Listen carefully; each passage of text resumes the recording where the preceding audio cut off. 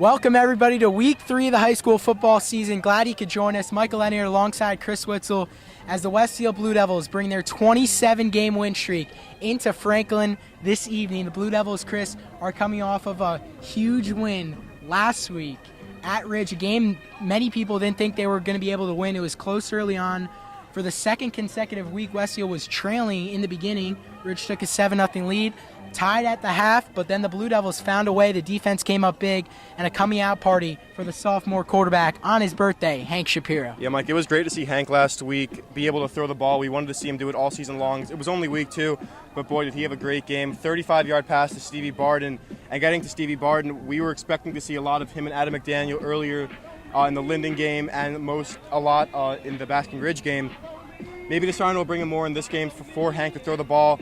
Emmett Smith, another wide receiver, and Jason Cassidy, they've both been getting it done, quick out routes, little slants over the middle. But Westfield needs that big play sometimes to get them going. And 20-7 last week, Mike, it was a big win for him, and that touchdown really sparked him. Yeah, and Chris, we can't talk about last week's game without talking about the other sophomore for Westfield, the running back, Tim Allegro. Yeah, big game. 43 carries, 209 yards last week, and 1 touchdown, had a touchdown in the first week. He has been incredible. Just a sophomore, played at Don Bosco last year, and he is the starting running back now for the foreseeable future. Obviously, the week 1 starter, Andre House, still out with injury, but Tim, he solidified that starting job. He has played incredible, Chris. And Westfield's also going to have to deal with the state player of the week, who Tim Allegro came in second, but the state player of the week was Franklin's wide receiver, Tyke Reinberry, who had 3 touchdowns, 2 receiving, 1 for a kickoff, 140 yards receiving. He's got a ton of Division I interest. He's the main threat for this Franklin Warrior team, who's 1-1, and their quarterback, senior Antonio Scott. Yeah, Mike, let's go back to before. Tyke Reinberry, he has a kick return for a touchdown. I remember week 1, Westfield let one up against Linden, and then against Basking Ridge, they gave him a great starting field position at their own 45. This Westfield special teams unit has to bunker down and just make sure Tyke Reinberry doesn't have another big game returning the ball. If they can do that, they're going to win, because all their points have been coming up in the early going, giving them great starting field position. If they can lock that down, they're good to go for this game. Westfield and Franklin coming up right here on BDTV, 7 o'clock. Westfield trying to make it win number 28 in a row. Welcome to Franklin High School, everybody, for Week 3 of the high school football season, where the Westfield Blue Devils, 2-0, off to a terrific start, take their 27-game state-long winning streak into Franklin territory. Michael Leniart alongside Chris Witzel for Friday Night Light, second straight week. The Blue Devils are on the road, and it'll be Will Kessler, the young sophomore linebacker and kicker, sending this one off. Westfield in white, Franklin in navy blue. And we are underway. The kick sent to the 15-yard line. Return from the 10 by Reinberry. And Reinberry goes to the far sideline. A nice return for the Franklin Warriors down near the 37. And Chris, it's been the story all season long so far. The opposing teams have had really nice returns against the Blue Devils in the beginning stages of the game. Yeah, Mike, on our pregame interview, we talked about how this Westfield special teams unit has to contain Tyke Reinberry, and right now, with starting field position on the 36-yard line, it's just not a good start for the special teams unit again for Westfield. So for the Warrior offense comes out, and they'll start at their own 36. Under center for the Warriors is Antonio Scott, a quarterback Westfield's familiar with, Chris. We saw him last year, at Keller early on in the season when Westfield easily took care of the Warriors 37-10 back in week 3 of last year. And Mike, this Franklin team, they have 22 returning seniors, so there's going to be a lot of familiar faces for the returning seniors and juniors on this Westfield team. So yeah, it's going to be, kind of like not the same competition as last year, as many went off to college who were seniors last year, but all around, same type of game style from both teams, and both should be familiar with each other. 2nd and 3 after the 7-yard pickup on the ground.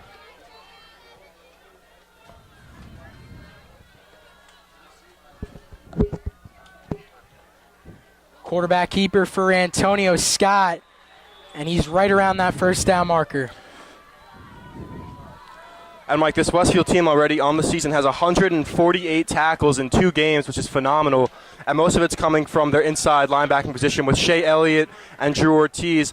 But also a big name in there as well is sophomore Will Kessler, who's been doing a lot of it, Mike. We saw him kick off earlier in the game. We've seen him punt this year, too. And starting as a sophomore on this very good Westfield team, you just know that he's got a lot of Kessler blood in him. Owen Kessler, his brother, playing at Georgetown right now, and we remember what he could do in Westfield uniform.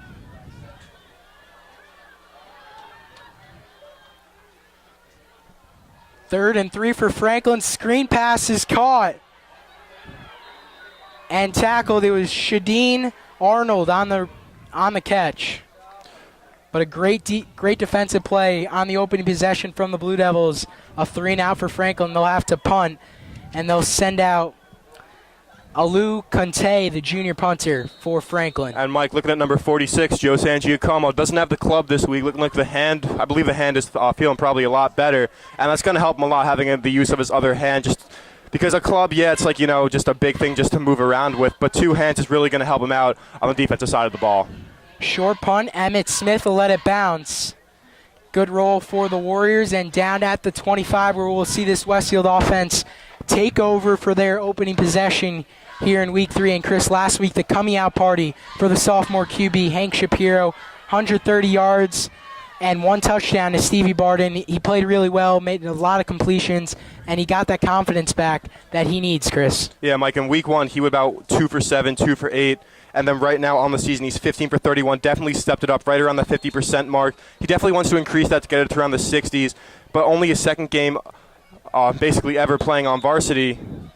It's great numbers.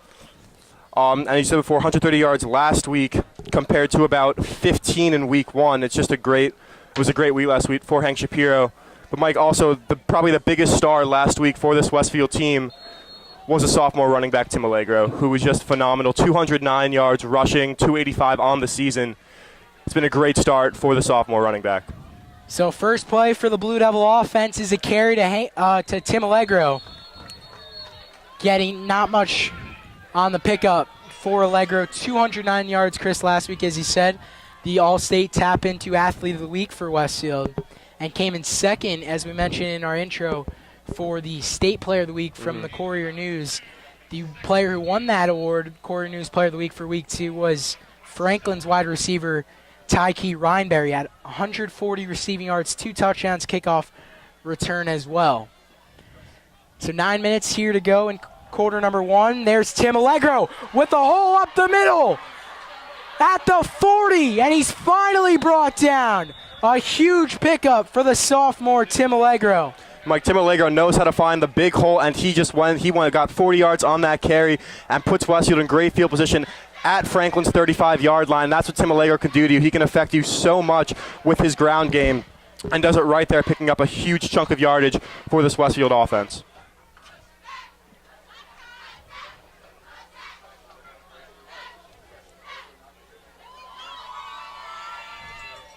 So shotgun for the Blue Devils with the 2 receiver set we've seen all year long, Cassett and Smith.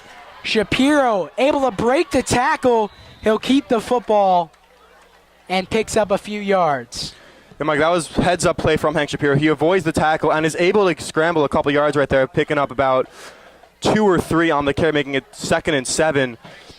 But, I mean, that could have been bad for the Westfield, pushing him back a little bit, but it wouldn't have been too bad. But that's heads-up play there from the young quarterback. And a 40-yard run from Tim Allegro on the previous play. Just straight up the middle, had a hole. And if he was just a little faster, he would have been gone for a touchdown. The Franklin secondary able to catch up to him for a touchdown-saving tackle. As this play is going to be blown dead, penalty, our first one of the night. And it's going to be an encroachment on Franklin. And Mike, going back to Week 1 when Westfield was playing Linden, Linden had 13 penalties on the day, and it totaled for over 120 yards, which really affected him. Westfield is so good of making their opponent's defense or just their entire team just draw penalties, and that's what really helps them get into great field position. It's just the discipline and poise of the offensive line to draw that encroachment. On 2nd and 7, it's a pitch to the left. Allegro spinning, and looks like he'll be just short to bring up a 3rd and 1. It's a very similar play call to what we've seen the first 2 weeks. a run-heavy dose. Last week, 43 carries for the sophomore Tim Allegro. He had 12 in week 1. Remember, Chris, he was the backup to start the year. Second-string running back Wandre House goes down. And Tim Allegro, next man up, and he's done a more than spectacular job. Yeah, Coach Fasano saw last week in his young running back how he was just running the ball so well. He had 3 first downs in a row, all being 10 or plus yards, and it was just an unbelievable day for him. And Coach Fasano sees that. He sees, you know what, our run game is just so good right now. Just keep feeding him the ball, and they just kept doing that and racking up to over 200 yards. That's just an unbelievable stat. And penalties, as we always talk about in the broadcast, Chris, so important, and that's the second encroachment of the drive here for the Franklin Warriors, and it gives Westfield a free first down on what was a 3rd and short in about outside of Bolin's field goal range. That's a costly mistake from Franklin early on the opening possession. Yeah, Mike, for the Blue Devils. We saw last week Boland, it was an extra point attempt, but there was a penalty after the touchdown. And there goes Allegro into the end zone for the first touchdown of the ball game. Tim Allegro leaving right where he left off in week 2, his 3rd touchdown of the 2017 season. The young sophomore is having an incredible start to his Westfield Blue Devil career. Tim Allegro again finds the hole and just goes right to the end zone, making it 6-0 for Westfield. And again, Tim Allegro just knows what he's doing out there. And that's what's really helping out this Westfield offense with the injured Wandre House down. And this running back battle is still at large, Mike. But right now, Tim Allegro, he definitely has the upper hand. And there's the senior Aiden Bolin drilling the extra point. Jack McCauley on the snap. Emmett Smith on the hold. Aiden Bolin is 2 for 2 on the year of field goals. Had the long of 28 in week 1 against Linden. And now he's 4 of 5 on extra points.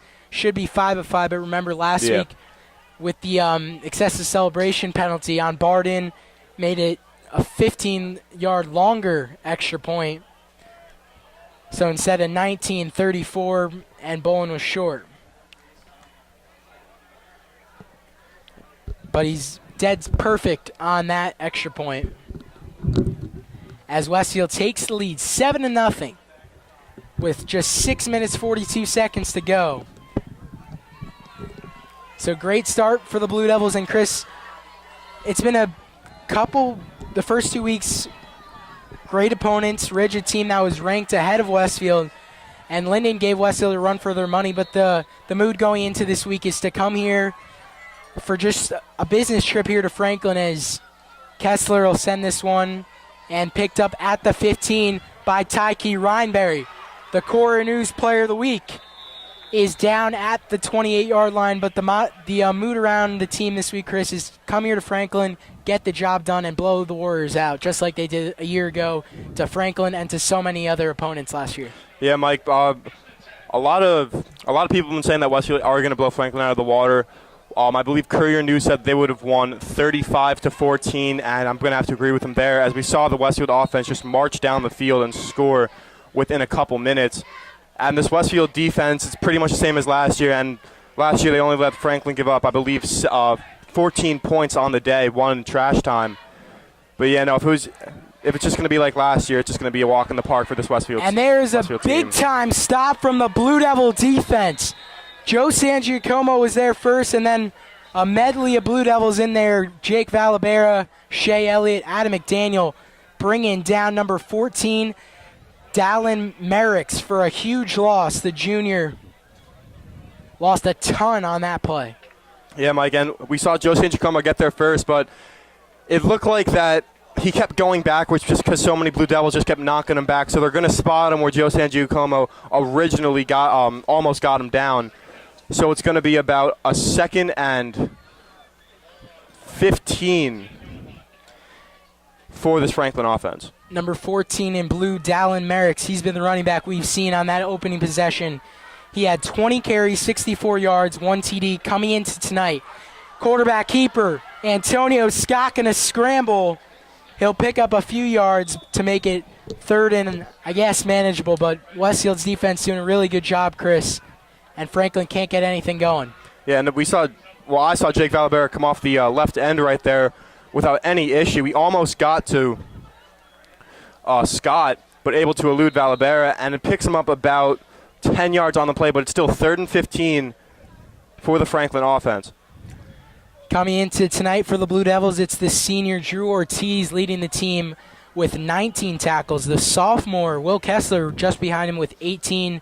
Shea Elliott's got 16, and Jake Dayon with 15 total tackles. 3rd and long. Antonio Scott buying time, gonna run with it on the outside. Drew Ortiz and Joe Sangiacomo with the stop to force a 4th down. A second consecutive 3-and-out for the Franklin offense. Yeah, Drew Ortiz and Joe Sangiacomo, 2 of the top tacklers on this team, as you just said, got the job done right there. And Franklin, 4th and 11, obviously have to punt right there, but just the containment of this Westfield defense is making it so hard for their opponents to get anything done.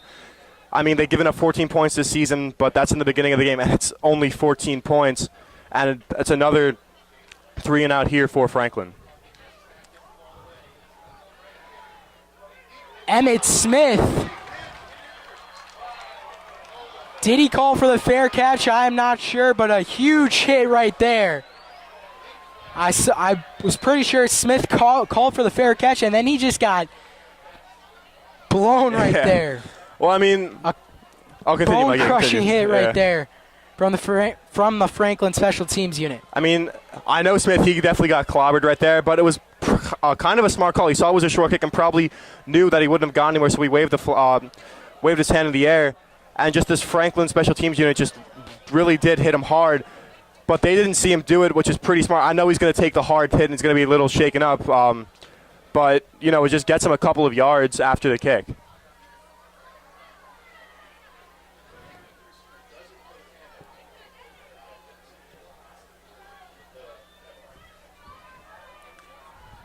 So it's going to be a 15-yard penalty on Franklin Special Teams.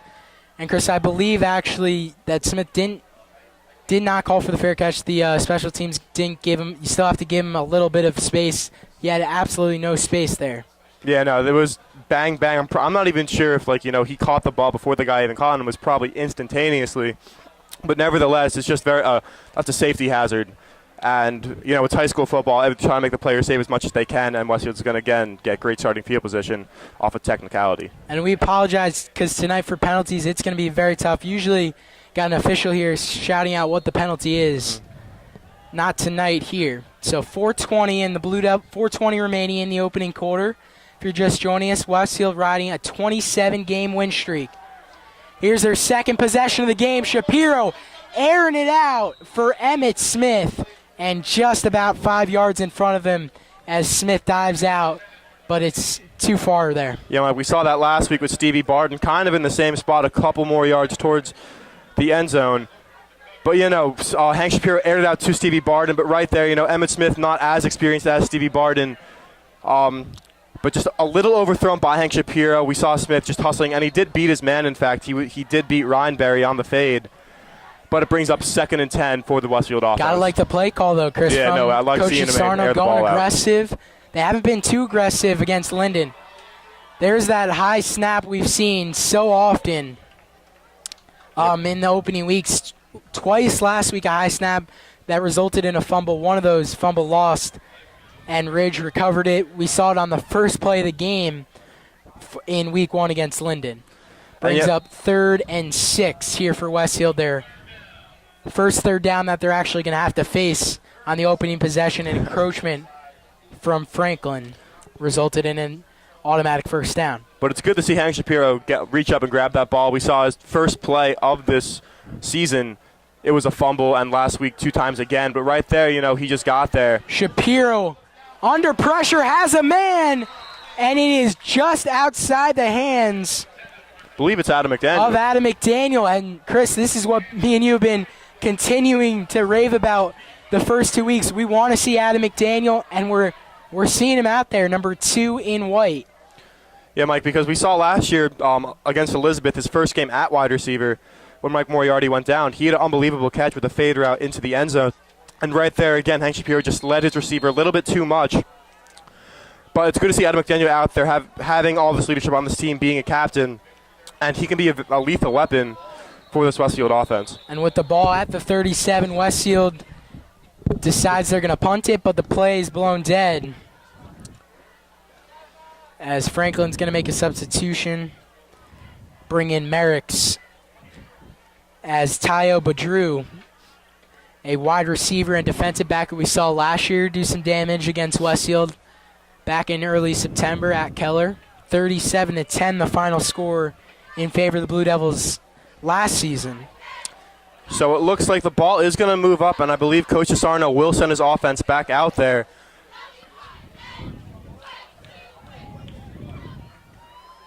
Yeah, it was a penalty. So it's going to be about a 4th and inches, Mike, if not a yard. And, yeah, you got to go for it right here, deep in opponent's territory. And, again, they have Shea Elliott and Drew Ortiz, the 2 middle linebackers on this team, hoping to get that extra surge for Tim Allegro to get it done. And Tim Allegro, you know, he's not a small kid either. Being 5'9", 180, he's definitely got some meat on him. So 4th and inches, the jumbo package for the Blue Devils. Handoff up the middle. Allegro has the first down and plenty. All the way inside the 25, a big gain for Tim Allegro. And Westfield gets the first down, and this offense is clicking on all cylinders early on, Chris. The run setting up the pass setting up the run. Hank Shapiro taking some deep shots. Yeah, now that Hank has his confidence to air the ball out, it's so easy for Coach Asarno to switch from the run game to the pass game. And that's what he's been doing a lot this game. You know, it's been a lot more runs, but he's been able to mix in a couple of pass plays. And right now there's Jake Valabera in at tailback. Hand off to Valabera, picking up a few yards there. We've seen Valabera, Chris, a lot at the quarterback position just to run the football in the Wildcat, and we saw a touchdown last week.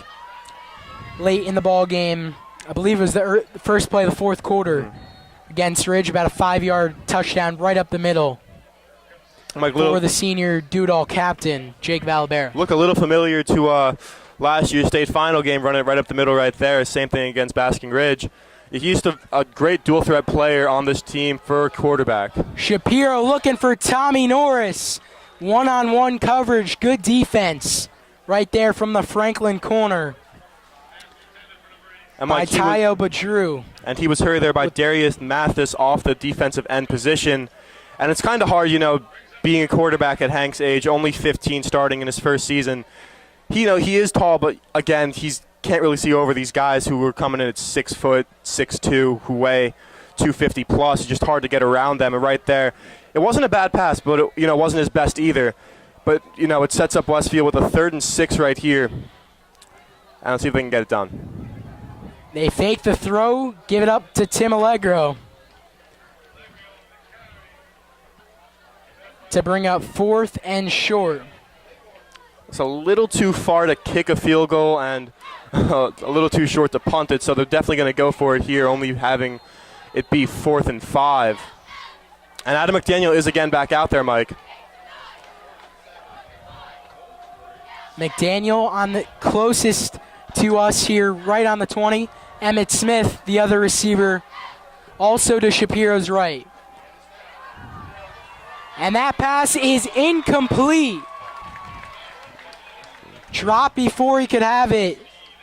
It was Jason Cassidy on that outside. And Mike, right there, you only have to get the first down. You don't have to get the touchdown in this situation. Jason Cassidy just took his eye off the ball too quickly. All you have to do is just come down with it for the first down.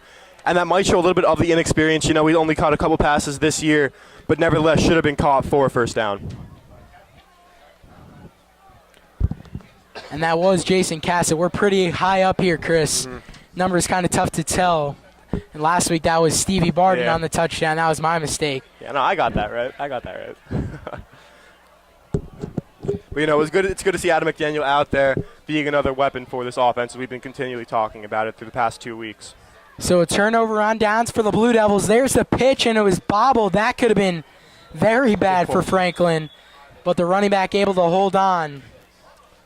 And Mike, you see all these Westfield defenders huddling around Dalen Merricks, who's running the ball, and you see Jake Valabera come out of nowhere and just push the whole pile to the ground. That's what happens when you have a defensive end and a quarterback, who's just his size, coming in at 225 and 6'3". Just a freak of nature, Mike.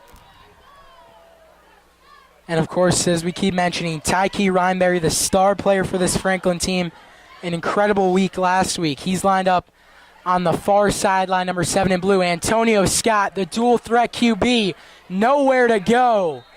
And he is stuffed to the floor. Joe Sangigomo again coming up with the stop, Mike.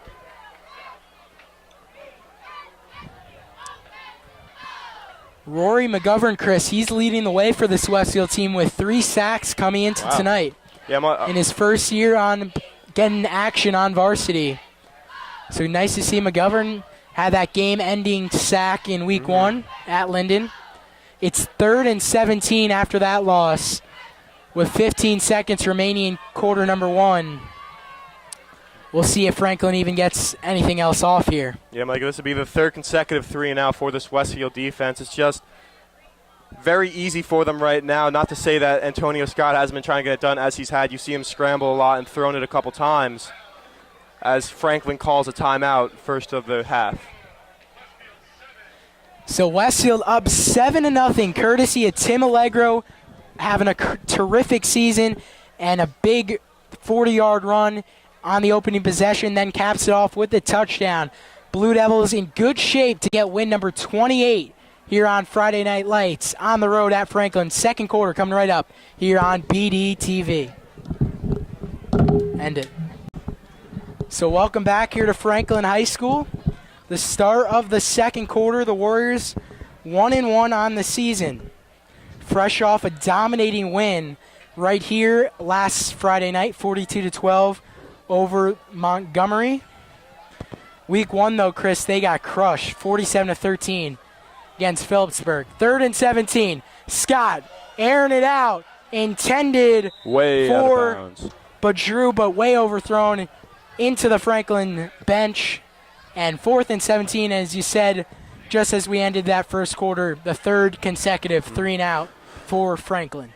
Yeah, and Mike, even though that Scott threw the ball in the direction of one of his wide receivers, Stevie Barton's right there. I'm pretty sure he's the best defensive back on this team, so nevertheless, could have been a 50-50 shot, but Stevie Barton, we've seen him time and time again come up with the big deflection.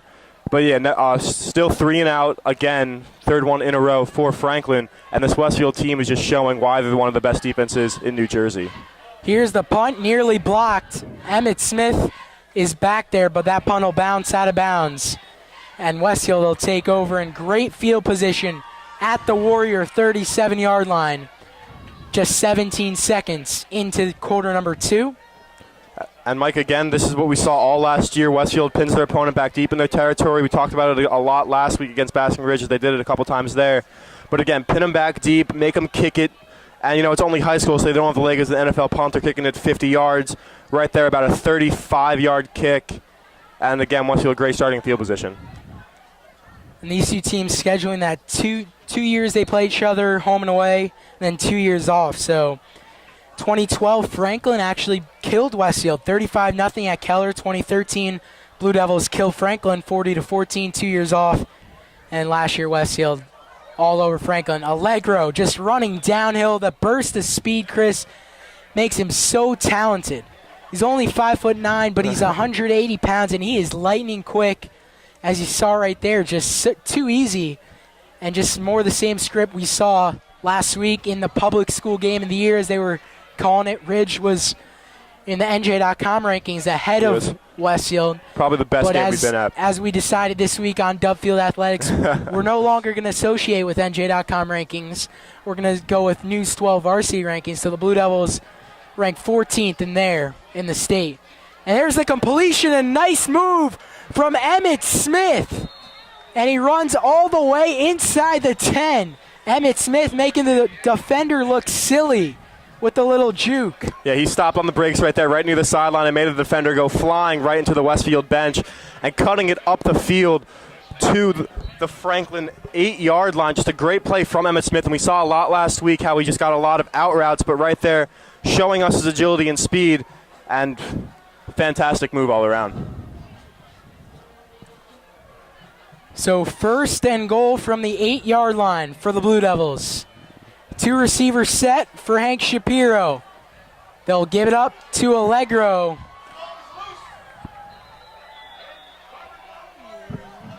The ball came out, and Franklin has the football.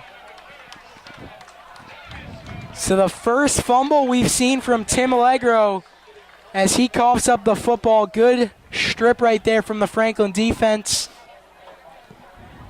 2 turnovers last week for the Blue Devils. The missed snap with McCauley and Shapiro, and then Hank Shapiro threw his first interception. Diving catch made on the ground.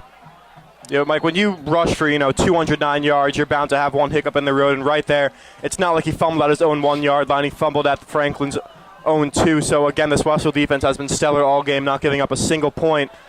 Has a chance to get their second safety of the season. Yeah, ball is at the 2-yard line. As Franklin, ball came out again. Westfield says they have it. No word yet, but I think they're. Yeah, I believe Franklin will still have the football, but. Jake Going Dan. back to that, Chris, excuse me. Yeah. That was a big stop for Franklin because Westfield was on the verge of scoring a touchdown, makes it 14-0. And then it's kind of this runaway thing game. might get away from them, but now it's just a one-possession game. Critical stop from the Franklin D. And going back with Jake Dayon, I see him a lot throughout games. He knows how to get in there and just rip the ball loose when it's like the last couple seconds of a play. And he's never got the call yet for Westfield ball, but right there, I thought it was about to be Westfield ball. Another run for Franklin with Dalen Merricks, the junior running back, gotten all the carries this evening for the Warriors. He's not their leading rusher coming into the week. That would be Rome Cruz, who has 108 yards on the season, just on 9 carries. I'm like 3rd and about 6 here for the Franklin offense. It could be, again, another 3 and out, their 4th consecutive. And with that happens, it's just going to be a hard time to get past this Westfield defense. And I don't know what adjustments they can make at the half, but they got to make something new up because nothing's working for them right now. But still a lot of time to go here in the second quarter. Scott drops back. Valabera was there. Double coverage, and Stevie Barden with the deflection. Great defense there. Scott really had nowhere to go with it. That's why he just let it go. It was McDaniel and Barden in the area. Yeah, when you have McDaniel and Barden, the 2 best defensive backs on this team in the same area, nevertheless, going up for a ball, it's always going to be incomplete. These 2 are just so gifted at their position. And right there, 4th consecutive 3 and out for the Franklin offense.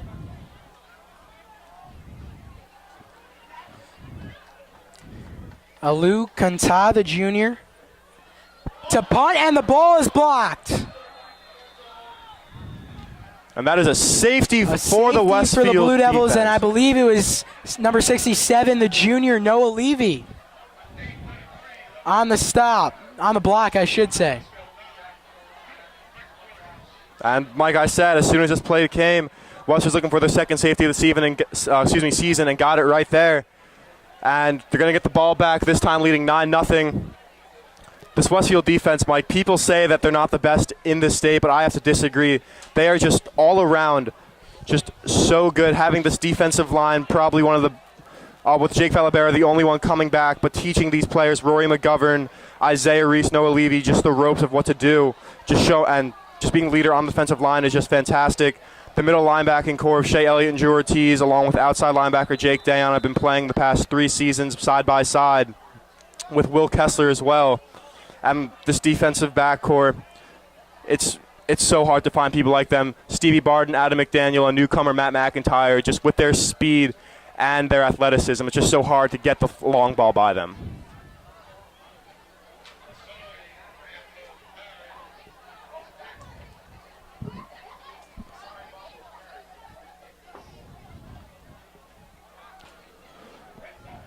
So we're going Westfield will be back in action this Thursday for a rare Thursday afternoon game because of the Jewish holiday. First one in 3 years, or no, 5 years, Mike, I believe. Yeah. They'll be taking on Watchung Hills, 4 o'clock this Thursday, the 28th, at Keller. Big return for Emmett Smith. on the right sideline, and he'll be wrapped up out of bounds near the 34. Incredible return from Emmitt Smith. He's been doing a great job with kick returning duties this season, Chris. Yeah, Mike, with the first one we saw, there was a little miscommunication between him and Barden. But last week he did a great job against Ridge, getting great field position, and right there just cutting right up the middle to get great field position. But right now, flag on Westfield for holding is going to push him back about 5 yards, 10 yards. Yes, that's a big penalty on the Blue Devils special teams. Bring that football a long ways back. 8:22 to go in quarter number 2. If you're just joining us, Michael Lenier alongside Chris Witzel, Dominic Murillo on camera duties. First game. Westfield trying to make it win number 28 in a row. They're 2-0 on the 2017 season with wins over Linden and Ridge. Franklin is 1-1, coming off a blowout win last week over Montgomery. They lost week 1 to Phillipsburg.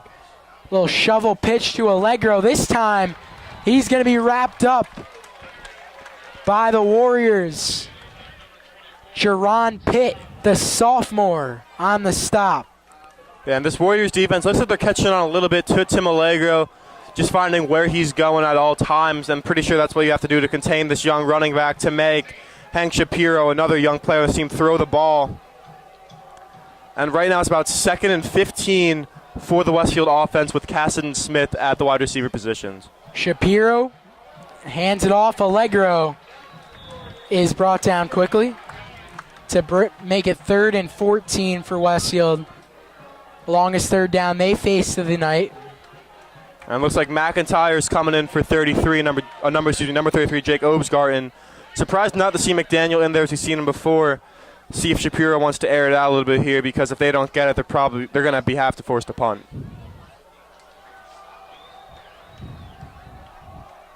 Westfield running down this play clock here on 3rd and long. Seen a couple times they've had to burn a timeout. They get this one off. Shapiro rolling to his right, has time, and there's going to be a flag. It'll be defensive pass interference on Claiborne Fields as Tommy Norris fell. And in my opinion, Chris, I think he just tripped, but Westfield's going to get the benefit of the doubt. Yeah, it didn't look like Claiborne Fields was with Norris the whole time, just right at the end, and it did look like Norris tripped. But it's going to be a first down for Westfield, and they catch another break right there from another costly penalty. This is going to be a holding call. So it's probably still going to be 3rd down, but it's going to be a lot closer to the first down marker.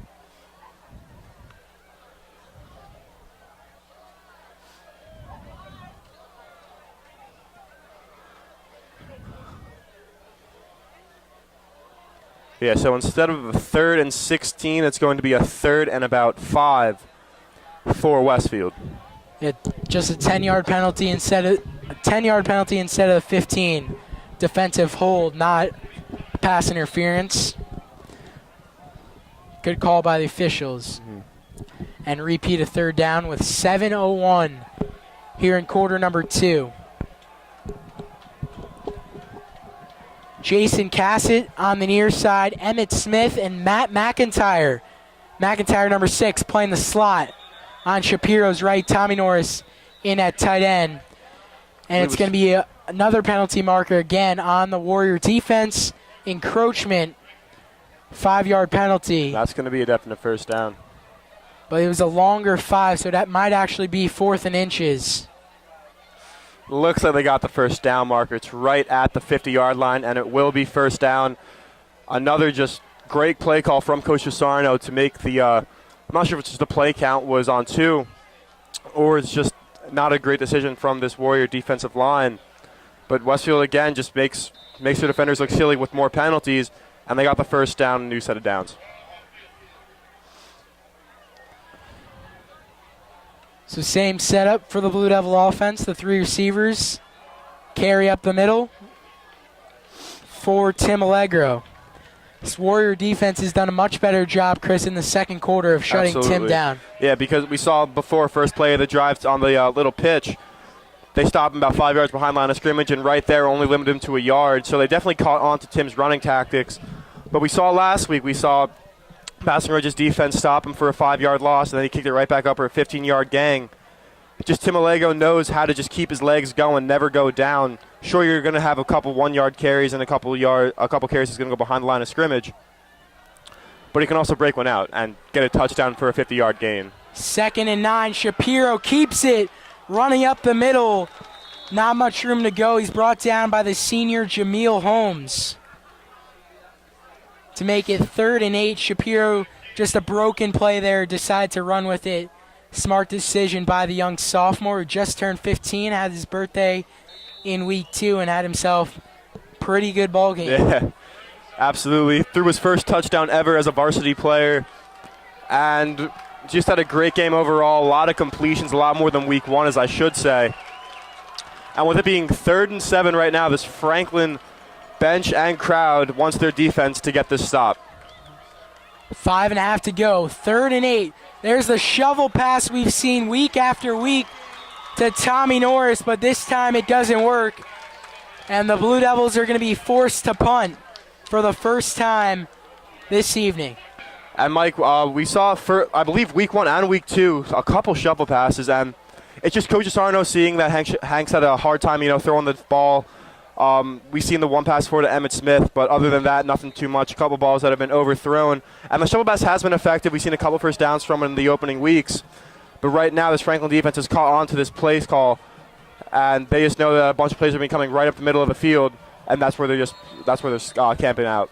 Good punt for Will Kessler, the sophomore. Bounces out of bounds near the 24, where the Warriors will take over. 4:47 to go in quarter number 2. Not a lot of scoring tonight. Westfield with the only score of the game, the Tim Allegro rushing touchdown in quarter number 1. Shapiro completed that long pass to Emmett Smith, who had a really nice really nice move after he caught the ball to pick up some more yards. But that's been about it for the passing game. And Franklin's offense has been just absolutely shut down, just like the Westfield defense has done to most opponents during the course of this 27-game state-long winning streak. Handoff up the middle. But that defensive line, Chris, the front four for the Blue Devils, so big, Mike. So talented, and just nowhere to go for Dallin Merricks, the primary ball carrier this evening for Franklin, as they'll make a couple substitutions. Merricks will jog off the field for this 2nd and 7. Beautiful stadium here in Franklin, and another big crowd, and as usual, it might not look like a huge crowd because you're just seeing the far side bleachers, but down below us, nice turnout by the Warrior fan base. Not as big as last week against Basking Ridge, Mike. Their student section was very electric, almost as good as ours.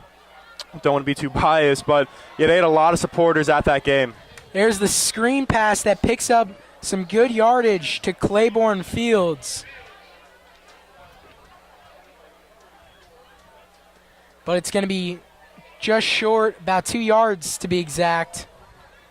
And Franklin will have to punt. Oh, Mike, it's still 3rd. Excuse me. No, you're good. Yeah, no, it's 3rd and 1. But it looked like more of the speedbacks are coming out here for Franklin and bringing in more of a powerhouse, like Westfield does with Drew Ortiz and Shea Elliott, try to get this first down. As Franklin's in an I formation right now, and Westfield is loading up this defensive line as everyone is in the box right now. Up the middle. Jake Day on there with a couple other Blue Devils. I believe Shea Elliott also there. Not sure if he got that or not, but it looks like he did. And it is a first down. And they do give it the first down to the Franklin. But it looked like Westfield's defense did stop him a little bit short, but I'm pretty sure that first surge did cross the first down marker. So Franklin does pick up their first down of the night, coming a little late here in the first half. And Chris, if Franklin's offense, it's all nice they got a first down, but if they're trying to score, they got to pick things up. They have all 3 timeouts remaining, but they're moving at a snail's pace here. Clock already at 2:45, and a timeout is taken. 9-0. Westfield will stick with you here during this timeout taken. And Chris, got to be impressed. Tim Allegro just showing he is the star player on this Westfield offense. Absolutely. The passing game, although Hank Shapiro played really well, the passing game is nowhere near what it was last season with Phil Martini, Mike Moriarty, and, of course, the number one target, Jack Shirk, and tight end Kyle Dombrowski. Yeah, Mike, last season, Phil Martini, he broke records at Westfield High School with Jack Shirk, Mark Moriarty, and Dombrowski all by his side to throw to. Let's not forget Adam McDaniel as well. But right now, Tim Allegro, it's all about the run game this year. Sure, we had Ish Glasgow and Matt Verano last year, but both went down with injury. Matt earlier in the season, Ish kind of around the middle. And we had to revert back to the pass game, but it's not like we had to run all the time. Westfield was winning by 21 points, so we could air the ball out once in a while. But this time with Hank Shapiro quarterback, we have confidence in him, but not as much as Phil. So we're going to go back to this run game, and it's been working out. Scott dropping back, time to throw, and it is complete to Tyke Rhineberry, his first catch of the evening, and he picks up the first down after fighting for some more yards after the catch. Blue Devil linebacker Jake Dayon, he had his head turned. That ball almost hit him straight in the back of the helmet. Could have been a good pass deflection, I think Mike. it skimmed his helmet there. If his first catch of the night for Tyke Rhineberry. If Dayon's head was turned, it probably would have been an interception. We know Jake has pretty good hands, has an interception last year. But you're right there.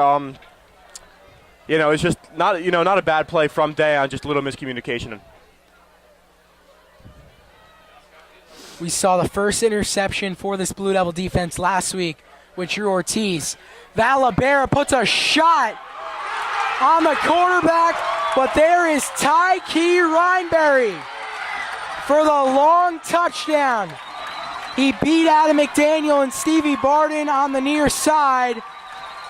And now Franklin, with this extra point, could be within 2. That is a huge momentum shift, Chris. Yeah, Mike, Tyke Rhineberry, he beat Westfield's best defensive back, Stevie Barden, and Adam McDaniel. Just shows how much speed he has, as McDaniel and Barden are both very fast players. But that was a beautiful ball from Antonio Scott to Rhineberry. You can definitely tell there's some communication as that ball landed right in Rhineberry's arms in stride. And Franklin's coming back right now. We saw Westfield before had a great chance to score at Franklin's 1-yard line, but Tim Allegro came up, had the fumble. And it's a pretty close game now, Mike. And the extreme boost of energy here in the you could feel the vibration of the fans' feet hitting the metal below them. And I was saying on that call, taking a huge hit from Jake Valabera. Valabera just a second earlier, it would have been a sack, maybe a fumble from Antonio Scott. But the arm strength of the senior quarterback just airing it out. A perfect throw for Tyke Rhineberry on the touchdown. Rhineberry, by the way, he's got interest from Maryland, Syracuse, Temple, Rutgers, UPenn, Monmouth, and Sacred Heart. So a lot of interest, and it's only increasing with his performance last week and, of course, tonight. And, Mike, Westfield, if I were them, I would go for a touchdown right here. Just try to get the 2-minute drill going with 2:04 left to go in the first half. And it's not like, the NFL where they're going to kick it into the end zone and kneel down. We see Emmett Smith get great field position returning this ball, and Stevie Barden, too. He's been returning punts for quite a while. If they can get it to the 40-yard line, they're set to make a good run for it with a short kick. Jake Dayon will return it, and he'll be brought down immediately by Dallin Merricks.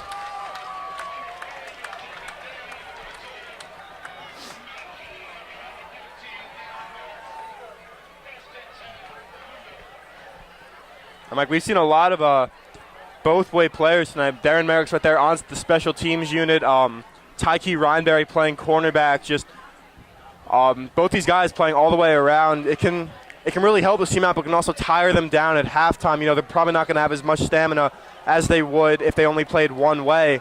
So if Westfield can look at that and see, if we can tire these guys out, it can be they can do well in the second half. Screen pass to Emmett Smith, and he'll lunge out to pick up 2 yards. But good play from the secondary right there, right on top of Emmett Smith. And, Chris, I mentioned right before that touchdown how Franklin had to pick it up. And they were able to get a man open downfield in Rhineberry for the touchdown. Shapiro in some trouble. He did not see the man from behind. That is a big sack from number 29. It's going to be a timeout by Franklin. Joshua McDonald, the junior corner, 5'9", 145. With a big sack from behind Shapiro. I don't think he saw him, Chris. No, I mean, technically it wasn't necessarily a blindside hit, as the blindside would be coming off left tackle since he's a righty. But right there, scrambling to his left, it would be considered it because he just couldn't see what was going on behind him. And it's going to set up a 3rd and long for Westfield. And that was a smart time out there from the Franklin head coach. John Pakazowski. And it's if they can stop Westfield right here. They can get the ball back in fairly good field position. They can try to get the lead at half. And then Westfield will get the ball starting the second half. So I'm not sure if kneeling it right now and starting with a fresh set of downs and everything to begin the second half would be the worst call. Wouldn't be a bad call. Having a big ditch to dig themselves out of. Yeah, Franklin's got one timeout left. It's 3rd and 16. And the Warrior crowd definitely into it, Chris.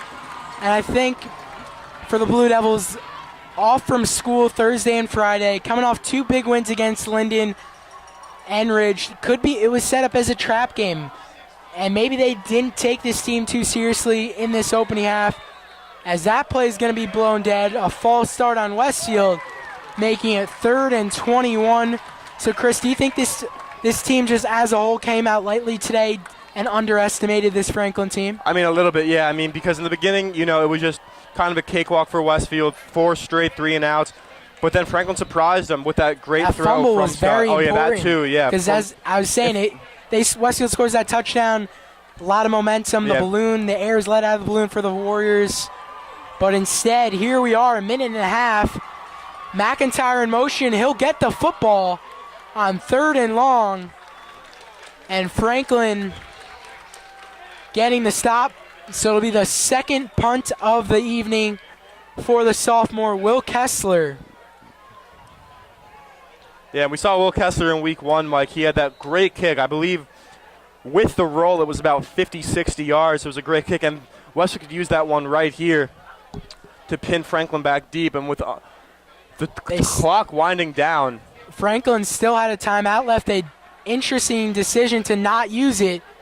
That ball bounces, and it'll be down at the 43-yard line. Returner had to be careful there. Almost bounced off his foot. With 43.6 seconds remaining in quarter number 2, Franklin trailing 9-7. Trying to make the upset of the year, end this 27-game win streak. But interesting decision, Chris. With one timeout left, they just wasted about 40 seconds. Oh, yeah, no, they definitely I think I'm going to have to criticize that decision. They should have called timeout after they brought down Matt McIntyre. I mean, I'm pretty sure they might want to use it now, but yeah, absolutely, they should have called timeout there. Wasted 40 seconds. It's a huge loss, and it's an offense that's been moving slow except for the one big play where their best player, Ryan Berry, broke free. Mm-hmm. So a 4-receiver set, 4 verticals for Franklin. Almost intercepted. Triple coverage and right through the hands of Jake Dayon. One he wishes he could have back. Absolutely. That hit him. I mean, it was a little bit up, so he had to jump for it, but still, he had the perfect angle on it. And it looked like he did hold on to it at first, but coming down, it might have just, the transition just might have gotten to him, and the ball came out.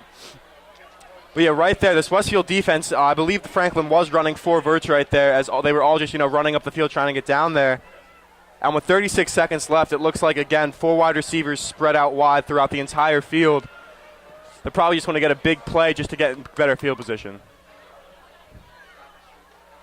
They'll keep the ball on the ground. The quarterback keeper, Antonio Scott. And about 8 of the 11 Westfield defenders in the area, all to bring down Antonio Scott. And it looks like they're going to let the clock wind down, as no timeout has been called. 3rd and 10, and yet, as you just said, they're going to let this clock run out.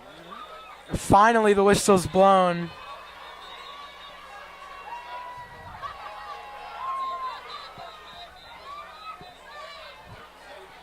believe a timeout is taken by Franklin, their final timeout.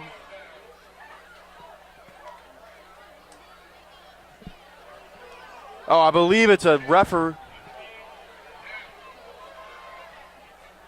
And actually, Chris, not a timeout call. Oh, there's a drone over the field. That's why. That's so.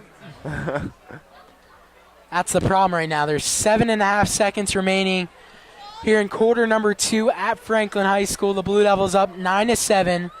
First quarter on the first possession for Westfield. Tim Allegro, a big 40-yard run up the middle. And then a little later, Allegro is able to punch it in. Extra points good. Then in the second quarter, Westfield's offense shut down by Franklin.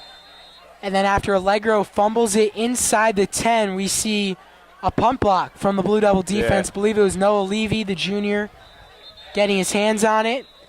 As the first half comes to an end, so Noah Levy, that punt block to make it 9-0. Then Franklin's offense, who's been quiet all game long, they get a couple first downs, and then the big play. Antonio Scott took a huge hit from Valabera, but Tyke Rhineberry, the star player for this Warriors offense, breaks free in the secondary, wide open, perfect throw, and Franklin at the half is right in this game, trailing by 2. Yeah, Mike, at the half for Westfield, they have to make some adjustments. Hank Shapiro, he's got to start hitting his targets. Only one completion so far to Emmett Smith. Other than that, he's got to get going with Jason Cassett, Matt McIntyre, all of his tight ends. And for Franklin, they contain Tim Allegro very well, but they have to keep doing it or else he will start running all over them. Not the first half. The Blue Devils envision up just 9-7 here on the road in week 3, trying to make the state-long winning streak at 28. Second half coming right up on BDTV.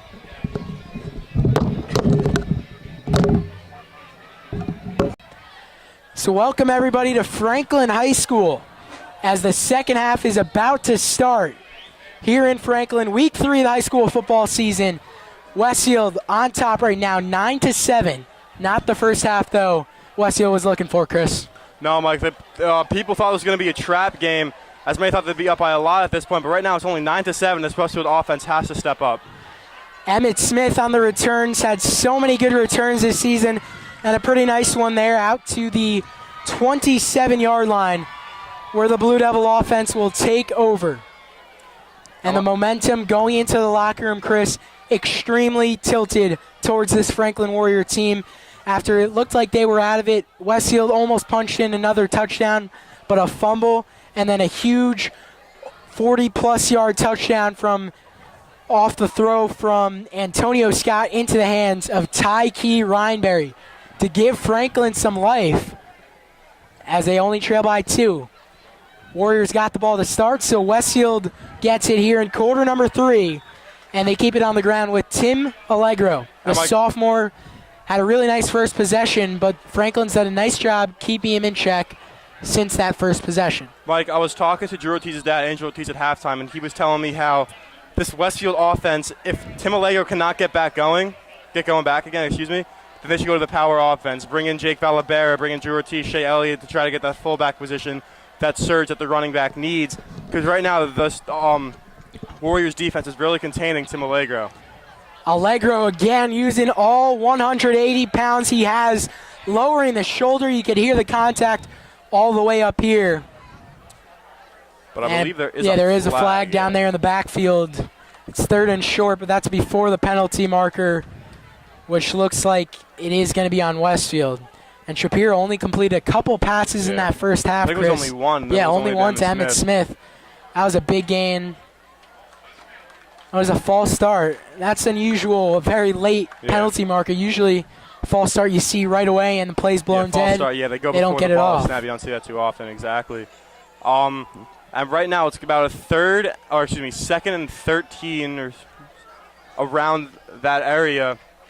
And Coach Asarno, he's got to have faith in his quarterback. He's got to make sure that he's completing these passes, because if they can't get the pass going, they have to go to the run game more often. And this Warriors defense is so good at containing, as I said before, Tim Allegro with this run game. 2nd and 14 after the false start. Shapiro, play action. Pass is complete to Tommy Norris but just a couple yards gained. Yeah, Mike, that's a play you run on 4th and goal or any goal play that's near the end zone. Not when, it's 2nd and 13, as Tommy Norris came up a little wobbly after that hit. Right now it's about 3rd and 11, and Adam McDaniel is coming back into the game. And we were saying before how it's so good to have Adam McDaniel out there, that wide receiver core, because he can just get it done. He's such a destructive weapon at wide receiver. Last year he had a lot of big plays, a couple touchdowns as well, and hopefully Coach Asarno can see that from last year, can reflect over to this year, and just be the leader at this on this Westfield wide receiving team that they need. So it's 3rd and 11 after that short completion to the junior tight end, Tommy Norris. Norris and Freer splitting time. Norris with more completions on the year for Freer, haven't seen him tonight that much. No, not too much. No completions either. And that pass is caught. That's Stevie Barden, the senior, number 1, on the slant route. And he put that ball past the first down marker. Referee picks it up, moves it back 3 yards, and makes it 4th and short. So Westfield's going to have to punt on this opening possession of the second half. Will Kessler, the sophomore. Yeah, a lot of people were thinking that Westfield's going to go right down and score, but this Franklin defense, 4-year defense, is keeping them in check, and not many people were expecting that. As a lot were saying Westfield was going to blow them out 35-14, 28-7, but they've been holding their own. High punt from Kessler. It'll bounce and be picked up, and Rhineberry able to stay on his feet after a big hit, but then he's brought down near the 24, so no yards really gained, but just we're seeing the athleticism from Ty Key Rhineberry, the senior, and why he's got so many high-level D1 interests from the likes of the Maryland Terrapins, Syracuse Orange, Temple Owls, Rutgers Scarlet Knights, along with the Monmouth Hawks, Sacred Heart, and UPenn Quakers. Yeah, when you get offers like that, you can't be doing really too much. Interest as of now. But that was before last week where he had a career night. So when you get interest like that from these top colleges, it's no Michigan, Florida State, something like that, but it is D1 schools, and that's what you want to do for yourself.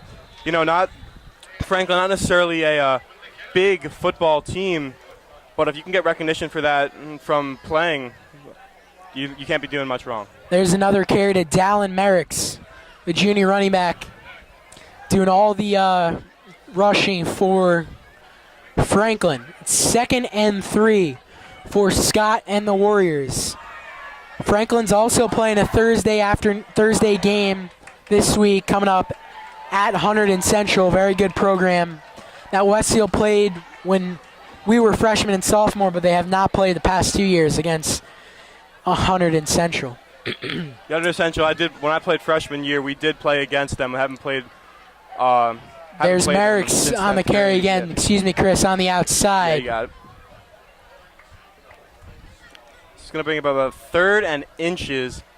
And right now, Westfield playing against Antonio Scott, just being a dual threat quarterback, very much like Justin Beckett last year, who can air the ball out and do it with his feet. It's hard to contain, hard to pick up on what play is coming, because if it's a shotgun play, he can air it out or scramble. But, if it's like a tight form, I formation, they're probably going to go back to Merricks.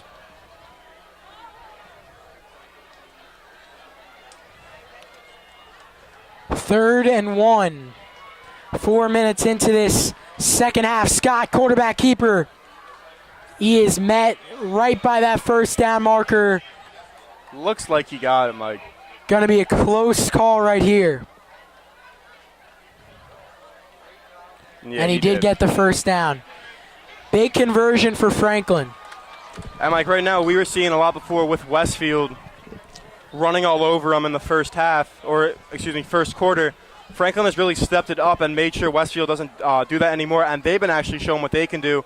We saw before with Antonio Scott airing it out deep to Rhineberry, but right now they're just doing a lot of ground game.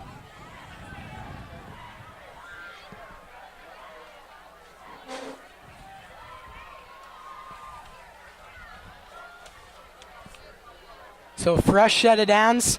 Scott, quarterback keeper, escapes one tackle And then he's thrown to the ground hard by Stevie Barden. Barden so athletic, so dynamic, playing both ways of the ball when he wants to, when the at receiver. But man, Barden, he is a really talented player, had such a great year. And He's got that edge. Plays with just a different level of intensity you see from a bunch of these guys like Adam McDaniel, Valabera, Jake Dayon, Drew Ortiz, to name a couple. Yeah, these guys who, and Shea Elliott. These guys who can play both ways just really create the spark for this team, and that's why they do play both ways, because they're so talented at what they do. 2nd and 5. Franklin, they like to take their time. Rolling to the right. Brown, short pass is caught, and a first down is picked up. Just got that football over the hands of the linebacker there. Yeah, Mike, you saw, I believe it was Shea Elliott. He was staying with Scott the whole time, thinking he was going to scramble, but the last second he did drop back into the flat for coverage, and Scott just threw it right by Elliott's hands, and that's able for Franklin to pick up the first down. Antonio Scott, he's had a big year. He only had 64 yards, 5 completions in the matchup last season when Franklin got crushed back at Gary Kaler Stadium, 37-10 Westfield. But Antonio Scott's having a tremendous senior campaign, as a miscommunication on the delayed fake handoff to the running back, Dallin Merricks. It ended up being a quarterback keeper. But Chris Scott, had 359 yards for 5 touchdowns, just 1 interception in the first 2 weeks of the season against Phillipsburg and Montgomery. They're 1-1. Again, with this Westfield defense, it looks like they've gone from a very attack defense to not necessarily laid back, but to more containment, as they want to contain Scott and his dual threat ability. But in the beginning of the game, they were going all out, and I would switch back like that. Switch back to that. Scott dropping back, and the pass is incomplete, intended for Tayo Badru, but just low, hit the ground as Badru is headed to that Westfield sideline. On the top of your screen, Shea Elliott, number 43 in white, on the coverage for Westfield. And Mike, going back to last season, there were a lot of big plays both on and on the offensive side and defensive side of the ball. Ish Glasgow would turn one to the house, find a pick six, or Phil Martini would find Jack Sugar on an 80-yard touchdown pass. But right now, since Westfield is not more involved in the game, it's more of a close game, do you think that, like on a fan's point of view, do you think that they would enjoy more of a blowout or more of a close game? Because last year we saw the student section, they were there for the first half and left at the end. Scott airing one out for Rhineberry as he extends his arms just a couple feet out in front of Rhineberry. Stevie Barden, Adam McDaniel on the coverage, and Rhineberry just showing his burst of speed. I mean, Scott just aired that ball so far out, but it ended up being pretty close. Looked like it was a good pass. Because that second sprint you see from Rhineberry almost had that football. Adam McDaniel and Stevie Barden, they're going to be busy the rest of the second half, and it's going to be up to them. Yeah, Mike. Because the only way Franklin's scoring is on that ball, a deep ball to Rhineberry. 4th and 6. Franklin will punt. Almost could have called a fake, but they don't. And it'll bounce at the 26-yard line, where the Blue Devil offense will come back on the field for possession number 2 of this second half for Shapiro and Westfield. I'm going back to Rhineberry. It looked like he did put it into a second gear, putting a little more speed into that, having to run and catch it. But, Scott, that looked like a good pass. But if Rhineberry was just, a hair faster compared to how fast he already was, that definitely would have been a touchdown, because he had Barden beat, and McDaniel was not far back enough where the safety should be on that play, and that could have been more trouble for Westfield. If you're just joining us here at Franklin for week 3 of the season, Westfield up 9-7. Tim Allegro rushing touchdown in the beginning, block punt for a safety, and then Tyke Rhineberry the long touchdown in late quarter number 2. 1st and 10, Allegro to the left, picks up about 5 yards, picks up about 7 there. Nice gain for the sophomore. Yeah, first solid gain of the second half for Tim Allegro, and Haven't seen many of those since the end of the first quarter, early second. But who knows? Maybe this Westfield offense just try to change something up, get Allegro the ball more, but try to run it more off the tackle and guard than in between the center and guard. Again up the middle to Allegro, and he is wrapped up right at the line of scrimmage.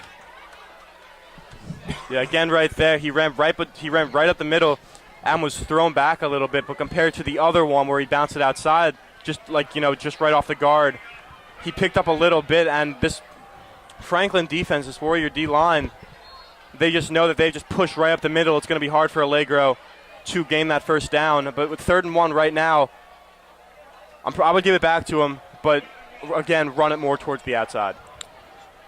Big 3rd down here with 4:05 to go. This 3rd quarter is flying by. And there is a flag. Another encroachment from the Franklin defense.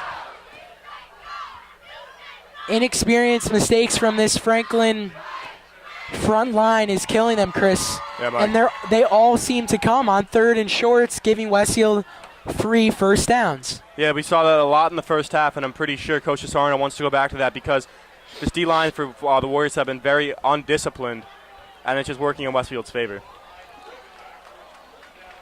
And right now, Mike, this Warriors D-line it's kind of like Westfield's we've seen all game. They just haven't been letting too many runs up the middle happen, and they just got to find something out there. We saw before Hank Shapiro, he's only has 1 completion, but the balls were looking good, just, a little too out in front.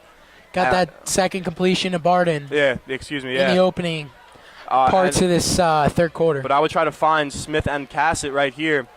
Just try to mix it up a little bit as Jake Obsgarten is checked in at fullback. 2nd and 8, 3:08 to go.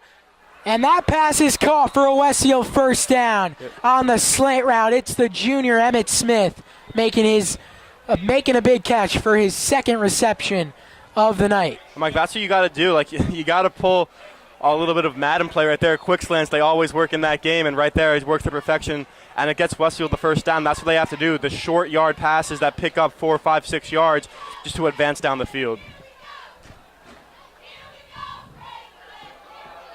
Allegro again with the carry and fighting his way to the 39-yard line. I'm like, Tim Allegro, he doesn't give up, Chris. After that first contact, he's still pushing it. He ran right over number 6 of this Franklin defense, Brendan Myers, and that was just a very vicious hit and shook him off and kept going to get a 6-yard gain. And Tim, like we were saying before, only, I believe it was 5'8", 5'9", but 180 pounds. It's just a very compact frame. When you have that, it's easy to run over some of these players. Head referee there said a quick few words to Jack McCauley before this snap. Allegro is going to be just shy, I believe, of this first down marker, depending on the spot, right at that 43, and it actually might be good enough. And it looks like they're bringing in Griffin Aslanian, Drew Ortiz, Shea Elliott, and Jake Val. And Jake Dayon, too. So a lot of defensive players out there for Westfield. 3rd and inches. Ball was loose. Valabera able to pick it up, so they lose a couple yards on that one. Good, though. Pop right back up and got right back to where they were, only lost about a yard.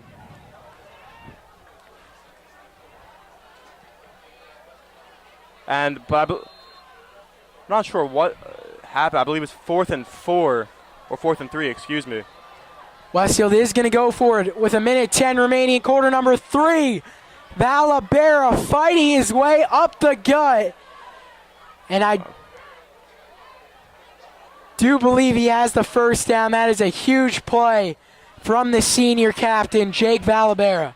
I'm like, for Jake Val, people, I sometimes hear, just for jokes sometimes, people want to see his birth certificate because people don't believe he's 18. He's just so big and just one of the biggest guys out there that people just don't believe that he's still in high school. And again, joking around, but again, just gets it done for Westfield with under a minute to go. Fresh set of downs from the 35. Nowhere to go there for Allegro. Picks up one. Mike, this game's moving along pretty quickly, unlike the other games. Yeah, third quarter, Franklin's only had one possession. Yeah. Westfield only 2 drives here. Just a lot of run in quarter plays number going on. 3. Warriors do take a lot of time on offense. And this is going to be the last play of the third quarter. Westfield still up 9-7. No scoring here in quarter number 3. I'm like, 2nd and 9. Jason Cassett, Adam McDaniel, and Emmett Smith are out there, but Hank Shapiro is out, and Jake Valabera is back in the game with Tim Allegro alongside him. I'm not sure Coach Sarno might want him to throw the ball. Valabera under center. He keeps it to make it 3rd and short. So we see that Wildcat formation where Valabera is in there to run the football. He's not throwing it. Makes it 3rd and a couple when we come back. No scoring, and the quickest third quarter we're going to see all season long. Michael Lenny alongside Chris Witzel. An entertaining ball game in week number 3. A 27-game win streak on the line. 12 minutes of football left to play. Don't go anywhere. Fourth quarter coming right up here on BDTV.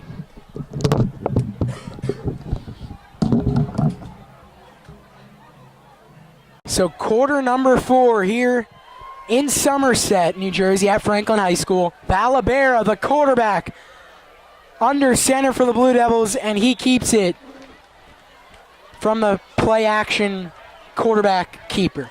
Read option, and looks like he stopped a little bit right there. And it's going to bring up a 4th and inches right now, and looks like they're going to go again with the jumbo package. Jake Dayon, Griffin Eslaney, and Drew Ortiz Elliott again back out there with Jake Valabera. Yeah, my mistake, Chris. The read option. I haven't purchased Madden 18 yet, so couldn't think of the word just there. Nah, you got it. And again, as we're saying, how the quarters are going by so fast here in this second half. Westfield's taking a ton of time. A lot of run plays. Time off this clock. Already we're at 11-13. And like as I was saying before, Westfield, they definitely should go back, or they did go back to this power offense.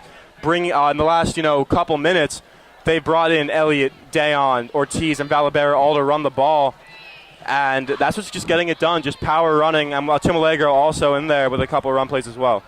1st and 10 from the 26-yard line. Allegro with the hole, and he is into the end zone. A huge touchdown. 26 yards for the sophomore, his 4th touchdown of the season. And just as Franklin hanging in there late in this second half, Allegro breaks loose and puts Westfield up 15-7. And as long as Aiden Bolin can convert this extra point, it'll be a 2-possession ball game. And Mike, Westfield went with the power running, goes right back to the speed, and they get the touchdown right there. Tim Allegro, 2nd of the game. And he's just having an outstanding 3-week span right now for this Blue Devil team.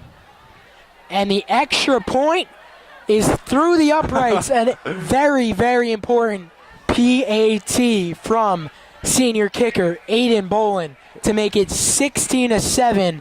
A 9-point lead for the Blue Devils.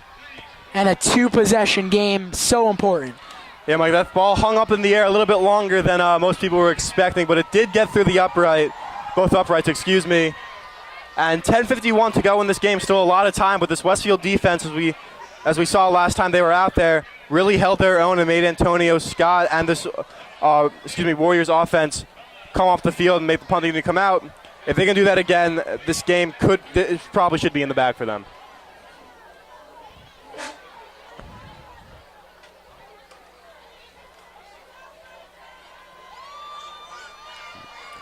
So Will Kessler will send it away. Again, 10:51 remaining in quarter number 4. Westfield up 16-7.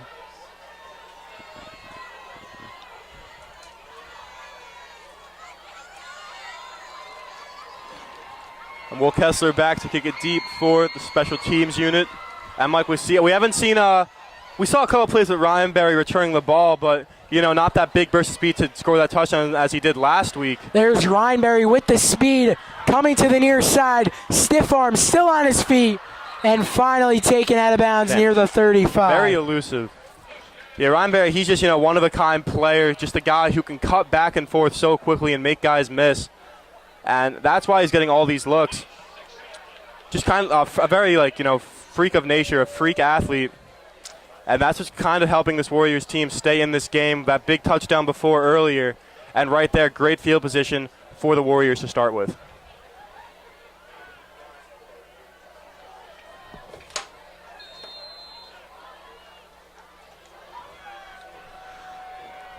From their own 36. Trips right for Franklin. With trips right and one on the far side.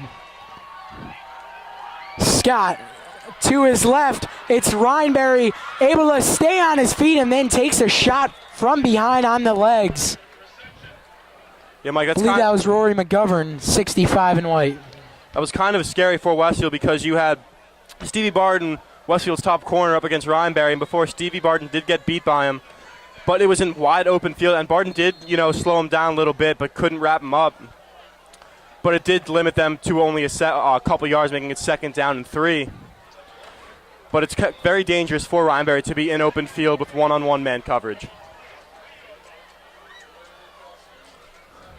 2nd and 3. Ball goes on the ground. Shea Elliott and a bunch of Blue Devils are there for the stop. Just shy of the 1st down marker. Adam McDaniel and Jake Dayon, along with McGovern, also there for the big stop. 3rd and 2. 9.5 remaining here in the final quarter at Franklin High School.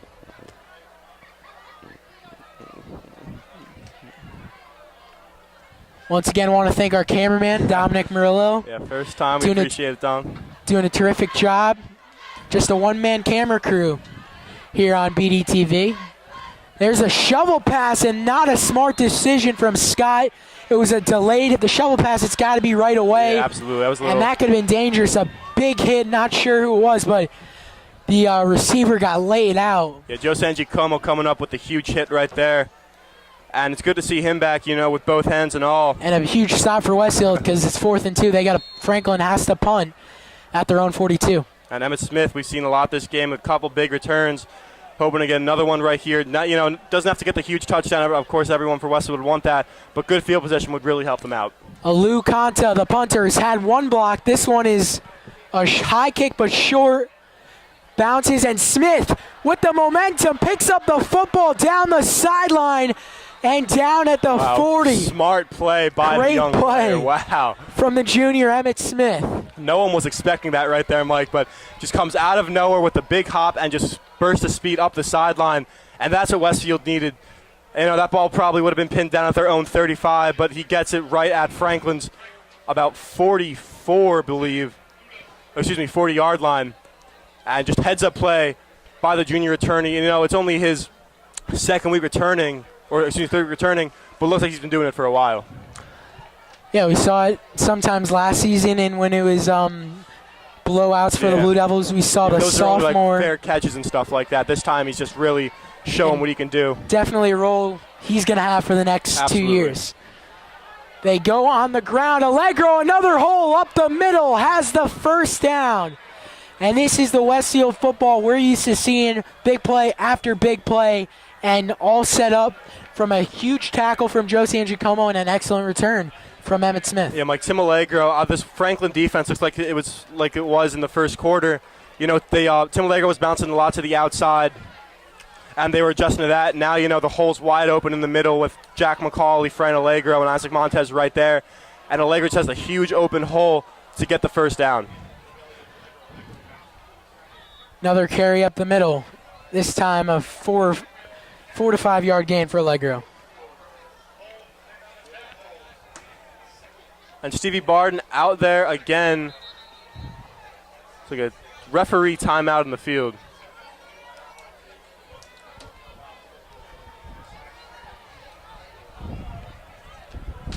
with 7:39 to go here at Franklin High School. An incredible stadium, Chris. Absolutely, Probably yeah, very nice. One of the nicest high schools we'll be at this year. Of course, October 14th Looking forward to at that. High Point Solutions Stadium in Piscataway. The Blue Devils hosting the Minutemen of Elizabeth Saturday, the 14th of October at 1 o'clock from Rutgers. And we'll have a call for you on BDTV. Should be an awesome experience. Allegro, no one in front of him, and he has his third touchdown of the night. Tim Allegro, a superstar in the making. Tim Allegro, 25-yard touchdown. Tim Allegro with the hat trick for TDs tonight. Just an unbelievable statistic. And just all of them have been for over 20 yards or more. Just a great game for Tim Allegro. And this Westfield run game is definitely one of the best it's ever been. 22-7 as Aiden Bolin is on for his third extra point, and he's been perfect, 3 of 3 on the night to make it 23-7. A 16-point lead for Westfield. So it's still a 2-possession game, but it's not looking good if you're a Warrior fan, Chris. Yeah, Mike, this is what most people were expecting coming into this game. You know, it's not necessarily trash time. People think it is, you know, in the last couple minutes of the game. But, you know, with 7 minutes to go, it's absolutely not. Westfield has been putting all this pressure on this starting Franklin defense and them getting the job done. They've been held quiet, you know, since the beginning of the second quarter into the third. But they really stepped up. Coach Asarno putting in his power offense, and that opens up a huge opportunity for Tim Allegro to come back out there with the speed and agility that he has. And he takes to the house 2 times now in the second half. And if Westfield can get another stop right here, this game could possibly be over right there.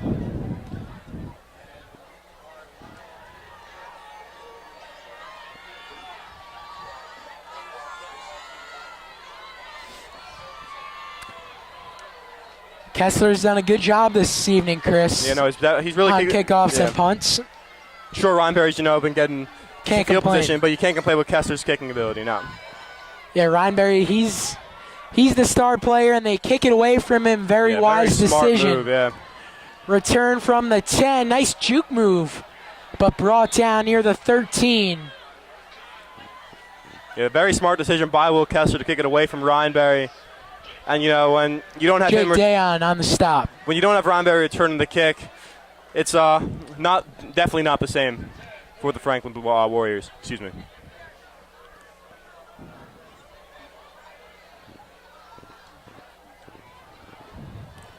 So 7:08 as Antonio Scott in this Warrior offense comes back on the field, trailing by 16, 23-7. Tim Allegro with all 3 touchdowns for the Westfield Blue Devils, all on the ground. All big runs, too, for Allegro. And, of course, that pump block for safety we saw in beginning of quarter number 2. Scott drops, breaks out of it, and he'll run with it on the far sideline, and then he'll wisely slide to avoid the big hit. Under 7 here in Franklin. And, Mike, it looks like this Westfield defensive back unit has really kept Ryan Berry in check since his touchdown. You know, there was that one play when Scott kind of overthrew him. But, you know, other than that, they've really kept him in check. Only 1 reception for about 7 yards. But Stevie Barton's really been holding his own out there. You know, blowing up 1 touchdown happens throughout a game. But when you can lock up a top player like Ryan Berry, you definitely do something right out there. And Franklin still taking their time. Yeah, no, I mean, the game is not over yet because it's just still only 2 possessions. They need 2 TDs, 2 two-point conversions. There goes Brown. Gets the first down, gets out of bounds. But they got to pick it up, the pace, and snap the ball quicker. The clock is flying. Well, Scott right now, he's doing a great job of eluding the pressure and making sure to get the first down right there. But again, we saw before, he picked up about 7 yards. And right now, I'm pretty sure Coach Asarno, he wants to apply more pressure to Scott because before we saw him having a lot of time aired out because of the containment. But now, you know, blitzing everyone, not having the DNs, you know, sit there and wait for him to go, having that QB man spy basically. They just want to try to get him, but he's eluded it both times. But sooner or later, McGovern, you said before, 3 sacks on the season, and Jake Valabera, just the best defensive lineman on this team. Brown stepping back, has time on the near sideline, intended for Claiborne Fields. He was open, but overthrown out of bounds. That's a play you got to complete from right Scott. There. Scott's got to complete that pass to Claiborne. He was wide open for a solid, 15, 20-yard gain. Just another missed opportunity for Scott. With 6 minutes to go and a 2nd and 10. I'm not going to be surprised if they keep trying to go back to that pass game, long passes, as it's kind of been working out for him. And Chris, we were talking about earlier how renovation's supposed to be made with new turf at Gary Kaler Stadium Looking forward next to that, year. Yeah. But I love how this field's set up. Yeah, you got the F logo in the middle, then the Warrior logo on the 25s. As Scott is in some pressure, buys some time, he'll chuck it down the field and just short hits the ground before Rhineberry could catch it. Rhineberry is clearly frustrated, not happy. But going back to the field as it's now 3rd and 10. Just awesome with the 2 Warrior logos on the 25s, NJSI, AA, the Franklin in one end zone, Warriors in the other end zone. That's what you're talking That's about. how it should look at Westfield. Get the W in the middle, the Blue Devil on the 25s, and write some Westfield in one end zone. Your design of the Blue Devil on the sideline? Yeah, that looks pretty cool. Right now it's pretty basic, pretty boring, and pretty old. The turf's getting very old. That old. If you just step on it, you could tear your ACL on that field. It's very unsafe. And, with Westfield playing this last season on it, just hoping that none of them gets hurt. We saw a lot of injuries last season. Mike Moriarty, Ishmael Glasgow, Matt Verano, all getting injured. And the most huge part in it is because of the turf. Official timeout taken right there to fix Tyke Rhineberry's shoulder pad. 3rd and 10. Big play for the Warriors. Valabera bringing the pressure. Scott's still on his feet. And it is incomplete. Good defense. Great play by McDaniel. A great deflection from the safety, senior Adam McDaniel, who has picked up some big-time college interest over the summer and in the first couple weeks of the season. McDaniel, 2-sport athlete, 3 years of varsity basketball and 2 years of varsity football. Would have been 3, hurt in the fall of his sophomore year. He's got an official offer from Millersville, Division II school in Pennsylvania, and serious interest from Gettysburg, Lehigh, Central Connecticut, and the Delaware Blue Hens. Also, he walked away with the letter from the University of Maryland this week. So that's big time. Went home from school with the letter right from College Park, Maryland, from Terrapin football.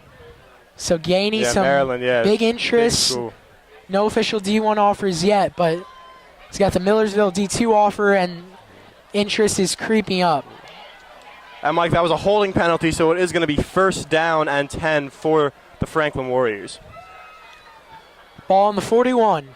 Scott has time and throws it over the head, intended for Rhineberry.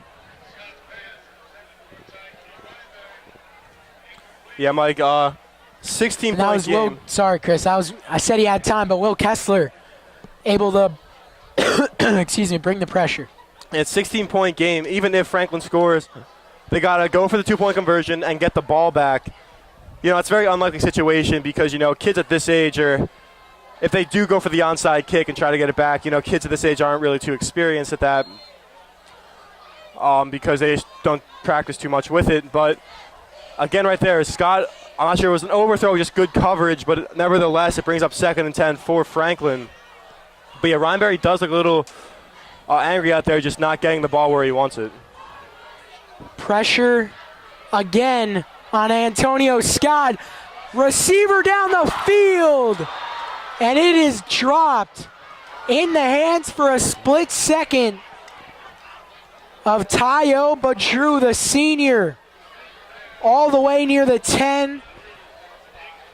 He'll walk off the field slowly. That could have been a huge play. He's limping in some discomfort as he heads to the sideline. It's a nice throw from Antonio Scott, Chris. That was especially on the run, too, letting it and just airing it out there with about 40 yards. Just a good throw, but he had Rhineberry wide open around the 50, between the 50 and the 40 in Westfield territory, which would have been a first down and more with Rhineberry's speed. But Scott was looking downfield the whole time as he saw, so I believe you said it was Rome Cruz on the deep post route,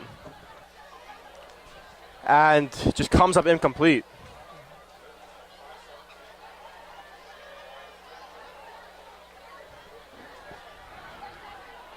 Not Rome Cruz. Third and 10, man in motion. Scott with a circus act, able to complete the pass to Claiborne Fields. Shy of the first down to bring up about 4th and 4 with 5:02 to go. Yeah, so Scott just able to avoid everything right there and able to pick up Fields for about a 15-yard gain, if that, just from where the spot of the ball was, where he caught it. But 4th and 4, if they don't convert right here, my game's most likely over with 5 minutes to go. And with Westfield's run game so effective, they can probably just keep running the ball and the clock wind out. Good point. They got 5 wide receivers spread throughout the field right now. 4th and 10. Could be the last meaningful play. It's going to be caught, but well shy of the first down marker. Bobbled and eventually caught by Claiborne Fields. But a turnover on downs for the Franklin Warriors. With 4:54 to go in quarter number 4, the Westfield Blue Devils have just won their 28th consecutive football game, a streak dating back to Thanksgiving Day of 2014, in which they beat Plainfield, and in the past 2 years back-to-back state championships, perfect years, and now 3-0. They'll return back home on Thursday afternoon, 4 o'clock, against Watchung Hills. And we'll have the call for you, as always, on BDTV. There goes Allegro downhill, picks up 9, 2nd and 1. I'm like, Tim Allegro on this game, I'm going to say he definitely has over 100 yards rushing for sure. And again, just absolutely dominant last week. Probably not going to have another game like that, but if he just keeps it up with 100 yards rushing and the hat trick tonight with 3 touchdowns, you can't ask for much more than that. And from the run game we had last season with Verano and Ish Glasgow, having Tim Allegro come back and fill that spot up, it's just good. It's just absolutely fantastic for this offense. Excuse me. Westfield will let that play clock go as far as they can take it. Keep it on the ground. Allegro has the first down.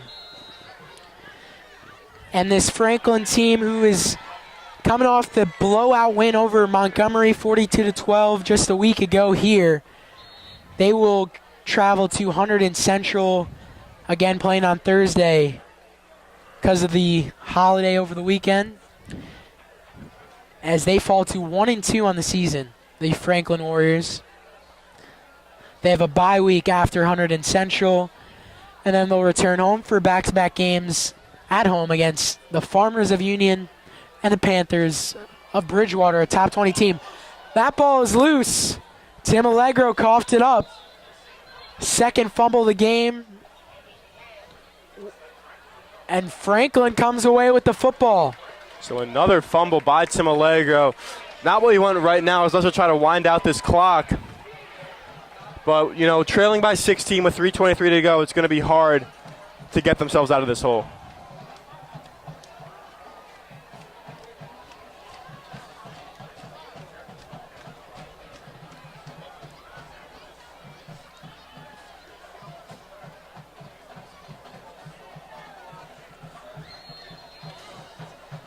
So the Warriors will take over after the fumble.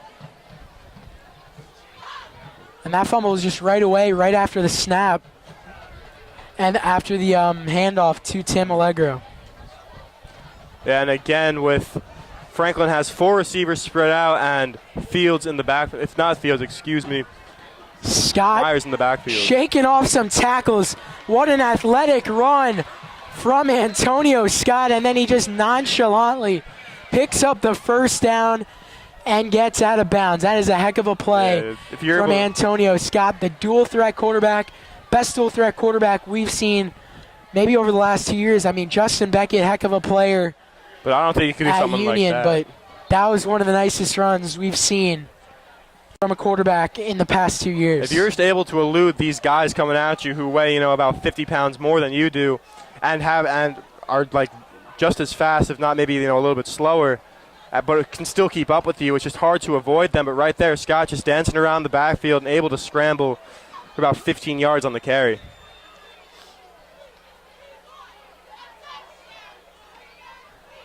Pass is incomplete. Hit the ground, intended for Rhineberry.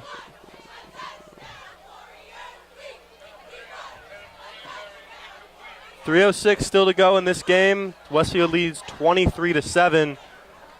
And Mike, this defense still looking pretty strong out there. Short's giving up a couple nice run plays. But other than that, just making sure they don't get too far into their territory. Not getting up a touchdown in a while, too. They're just laying down, Mike. They're just making sure that they don't give up.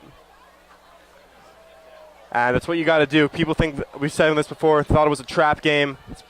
It's pretty close throughout the entire game until Westfield scored back-to-back touchdowns. Yeah, it took Westfield a whole half to kind of wake up. As Joe Sangiacomo is there to wrap up Antonio Scott. But the big play was that long 40-plus yarder to Tyke Rhineberry, a tremendous player. Antonio Scott, a tremendous player in his own.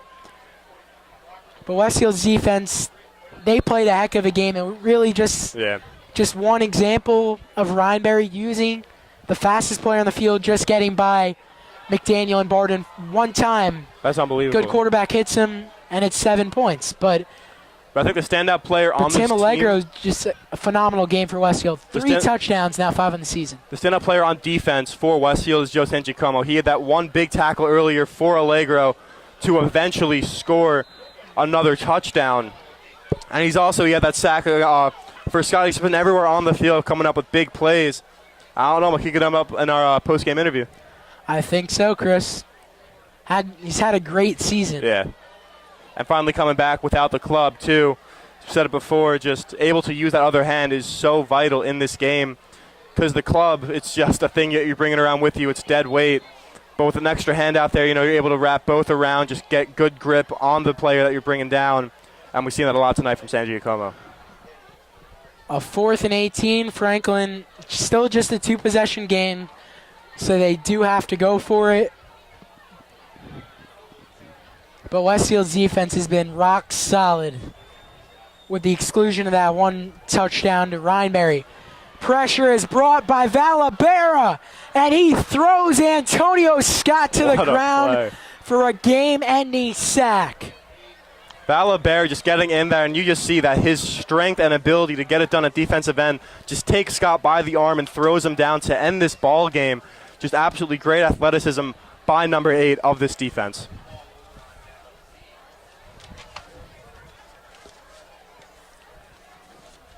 And right now, if this is the NFL, Mike, it'd be a 2-minute warning, but it's high school, so they're going to play right through it and start right back up. Westfield, excellent starting field position, and they're probably going to let Allegro run the ball a couple more times to wind this game down. But I don't believe it is Allegro in at running back right now, Mike. Bringing in a couple of the backups to save their starters for this coming Thursday. As it is, I believe, the sophomore Nick Martini running the ball out there.